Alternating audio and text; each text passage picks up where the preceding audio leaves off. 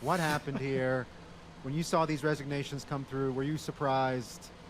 Kind of unpack for us what you were thinking as these resignations came through. Yeah. Well, thank you all so much for having me on. Yeah, the resignations were... Swalwell's was not unexpected. I definitely assumed that he was going to resign at some point. Just...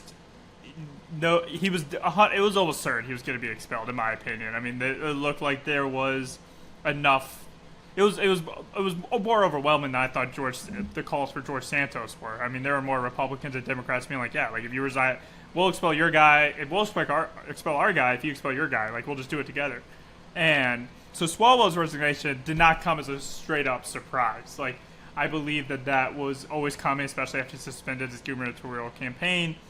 And the allegations are just egregious. And reading them, and it's so that came, and also, to be fair, he hasn't voted hardly at all this year either. So it's not like he's actually been coming to Congress and doing his job. And so it would have been almost more surprising for him to start showing up to vote because he's missed. He's been pulling a Wesley Hunt and just not voting half the time. And so that really was not surprising. Now, Tony Gonzales, whenever Swalwell resigned, I texted Tony Gonzales. I was like, hey, are you planning on resigning too? And he texted me back. He was like, yes. And I was like, oh. Whoa. I literally texted him, and I said, my exact phrasing, I pulled up.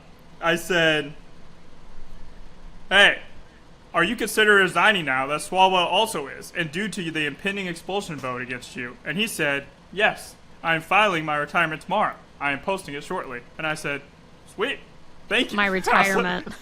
I was like, okay. And so then I just posted it. I was like, I didn't expect for him to respond.